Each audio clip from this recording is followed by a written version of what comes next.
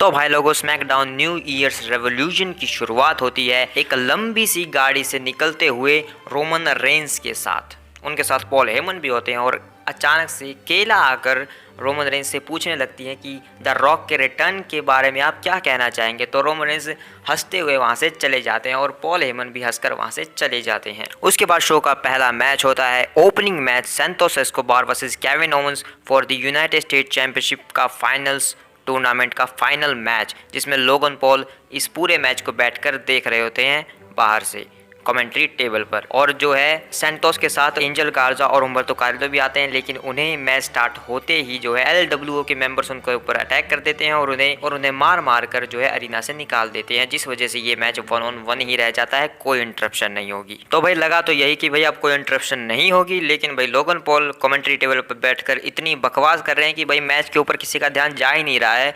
पूरा अरीना जो है सिर्फ लोगन पॉल को गालियां देने पर तुला हुआ है और लोगन पॉल सक के नारे लग रहे हैं पूरे मैच में। लेकिन उसी के बीच भाई मैच जो है काफ़ी बढ़िया होता है ये, और देखने में काफ़ी मज़ा आता है। पूरे मैच में जो है सैंतोस एस्कोबार केविन ओवेंस के टूटे हुए हाथ को और तोड़ने की कोशिश करता है, लेकिन एंड में जो है केविन ओवेंस एक बढ़िया सी सुपर किक, उसके बाद एक पॉपअप पावर बम और उसके बाद एक स्टनर लगाकर इस मैच को जीत जाते हैं और बन जाते हैं number 1 contender for the United States championship के लिए।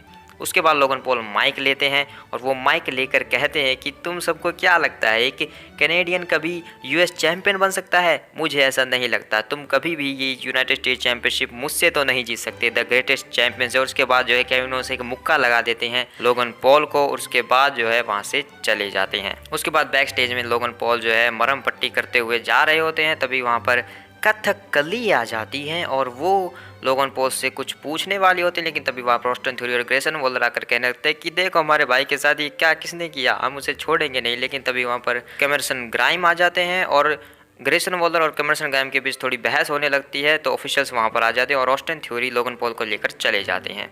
और एक ब्रेकिंग न्यूज़ भाई, टोरंटो में होने वाला है मनी इन द बैंक जुलाई में, तो भाई देखने में काफ़ी मज़ा आएगा मनी इन द बैंक को। तो उसके बाद द ऑलमाइटी बॉबी लैशली और स्ट्रीट प्रॉफिट आते हैं न्यू ईयर रेवोल्यूशन की शुरुआत करने के लिए और सबको हैप्पी न्यू ईयर विश करते हैं बॉबी लैशली। और वो कहते हैं कि इस साल ज़्यादा कुछ अच्छा तो नहीं हुआ 2023 में मेरे साथ, लेकिन मुझे मेरे 2 बढ़िया दोस्त ज़रूर मिले, स्ट्रीट प्रॉफिट्स, और मैं अपने आप को रॉयल रंबल में डिक्लेयर कर रहा हूं और ये दोनों जजमेंट डे को हराकर टैग टीम चैंपियंस भी बनेंगे। लेकिन तभी अंधेरा हो जाता है और कैरियन क्रॉस वहां पर आ जाते हैं, लेकिन कैरियन क्रॉस अकेले नहीं आते। यहाँ पर एक रिटर्न होता है, एओपी जो है अथॉरिटी ऑफ पेन पीछे से अटैक कर देती है बॉबी लैशली और स्ट्रीट प्रॉफिट्स के ऊपर रिंग के अंदर, और उसके बाद भाई अपना पूरा डोमिनेंस दिखाते हैं एओपी स्ट्रीट प्रॉफिट को धोकर। और उसके बाद भाई कैरियन क्रॉस भी जो है बॉबी लैशली को धो देते हैं और इसी के साथ एओपी जो है वापस आ चुकी है WWE में। उसके बाद मिया चेन आती हैं क्योंकि उनका मैच है वुमेन्स चैंपियनशिप के लिए अगेंस्ट इयो सकाई,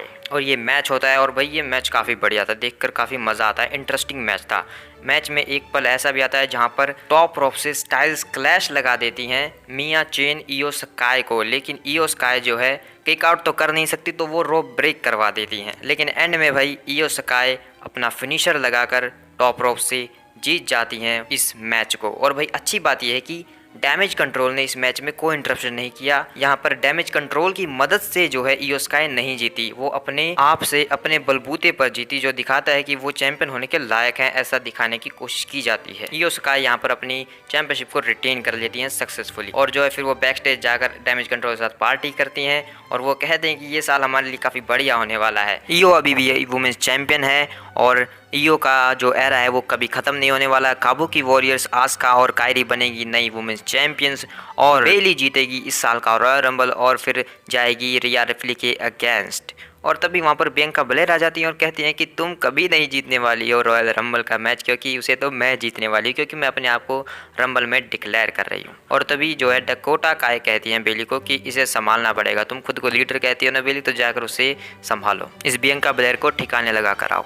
उसके बाद भाई पॉल हेमन आते हैं और वो कहते हैं कि सब लोग यहाँ पर सिर्फ रोमन रेंस का नाम लेकर ऊपर आने की कोशिश करते हैं। द रॉक वापस आया, उसने रोमन रेंस का नाम लिया, हेड ऑफ द टेबल पर बैठने की बात कही। तो देखो, हेड ऑफ टेबल पर तुम तभी बैठ सकते हो जब तुम्हें आइलैंड ऑफ रेलेवेंसी के डिनर पर इन्वाइट किया जाए, और द रॉक को कभी इन्वाइट नहीं किया जाएगा उस आइलैंड ऑफ रेलेवेंसी के डिनर पर। और सब लोग को स्पॉटलाइट में आना है, और स्पॉटलाइट में आने के सिर्फ दो ही तरीके हैं, या तो तुम मेहनत करके ऊपर आओ या फिर तुम रोमन रेंस का नाम लेकर ऊपर आओ, और सब यही करते हैं। सीएम पंक वापस आया, उसने रोमन रेंस का नाम लिया। द रॉक वापस आया, वो भी जो है रोमन रेंस का नाम ले रहा है। कोडी रोड्स तो हमेशा ही रोमन रेंस का नाम लेता ही रहता है, वो स्टोरी फिनिश करने की कोशिश करता है, लेकिन तुम सब नहीं जानते हो हेड ऑफ द टेबल हमेशा हेड ऑफ द टेबल रहने वाला है, और वो हमेशा रहने वाले हैं तुम्हारे ट्राइबल चीफ, और उन्हें कोई नहीं हरा सकता। और जो भी रेसलमेनिया में या रॉयल रंबल में कहीं पर भी रोमन रेंस के सामने आने की कोशिश करेगा, उसे पहले ही तबाह कर दिया जाएगा, खत्म कर दिया जाएगा।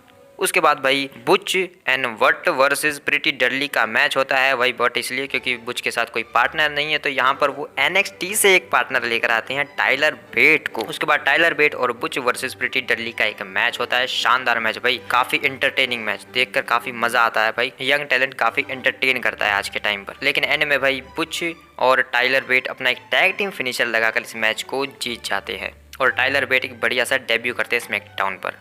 उसके बाद भाई हिट रोज के जो मेंबर हैं वो जो है निक ऑल्डिस से बात करते हैं कि मुझे जो है मौका चाहिए, मुझे मौका नहीं मिल पा रहा है। तो निक ऑल्डिस कहता है मेरे पास तुम्हारे लिए कुछ प्लान है। तो भाई देखेंगे भाई इस बंदे के लिए क्या प्लान है निक ऑल्डिस के पास। उसके बाद भाई आता है शो का main event, AJ Styles versus Randy Orton versus LA night, triple threat match. जो भी जीतेगा उसे मिलेगा अनडिस्प्यूटेड यूनिवर्सल चैंपियनशिप के लिए match against Roman Reigns royal rumble में।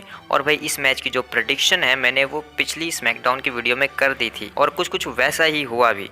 तो एक्चुअल में भाई ये मैच स्टार्ट होता है, और काफ़ी बढ़िया match, this is awesome match के नारे लगते हैं पूरे अरीना में, और क्या घमासान होता है भाई इन तीनों के बीच। LA नाइट के बढ़िया बढ़िया मूव्स हमें देखने को मिलते हैं, और रैंडी ऑर्टन की तरफ से जो स्कूप स्लैम्स लगाते हैं एक ही बार में LA नाइट और एजे स्टाइल्स को, यानी कि एक बार LA नाइट को और फिर उसके बाद एजे स्टाइल्स को। उसके बाद वो जैसे ही RKO के लिए जाते हैं तो LA नाइट जो है रिवर्सल करके लगा देते हैं BFT, और फिर LA नाइट पिन करते हैं, लेकिन एजे स्टाइल्स जो है रेफरी का हाथ रोक लेते हैं, 3 करने ही नहीं देते रेफरी को। तो भाई ये भी एक बढ़िया तरीका है पिनफॉल को रोकने का। उसके बाद भाई LA नाइट और एजे स्टाइल्स के बीच मैच चलता है, और एजे स्टाइल्स जो है यहाँ पर एक ऐसा स्प्रिंग बोर्ड 450 स्प्लैश लगा देते हैं, जिसकी वजह से जो है LA नाइट के सर से खून बहने लगता है। उसके बाद भाई रैंडी ऑर्टन आ जाते हैं मैच में, और रैंडी ऑर्टन को जो है फिनोमिनल फोर आर्म देने की कोशिश करते हैं एजे स्टाइल्स, लेकिन अब यहाँ पर मुझे वो देखने को मिलता है जो मैं हमेशा से देखना चाहता था, फिनोमिनल फोर आर्म को कन्वर्ट करके एक हवा में RKO।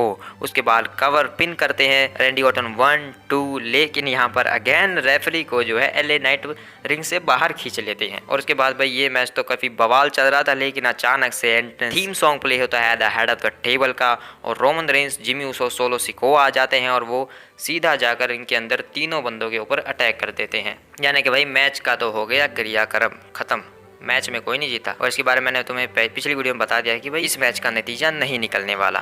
तो रोमन रेंस जो है वो एजे स्टाइल्स को जो है लगाते हैं रिंग के अंदर एक पावर बॉम्ब, उसके बाद LA नाइट को एक सुपरमैन पंच, उसके बाद एक स्पीयर, और रैंडी ऑर्टन को मिलता है एक स्पाइक स्पीयर का कॉम्बिनेशन फिनिशर। तो यहाँ पर पूरी तरीके से डिस्ट्रॉय कर देती है the blood line, AJ Styles, Randy Orton और LA नाइट को। और ये सब जो है सब कुछ भाई निक ऑल्डिस बाहर आराम से देख रहे थे, क्योंकि उनके दिमाग में आइडिया आ चुका है उन्हें क्या करना है।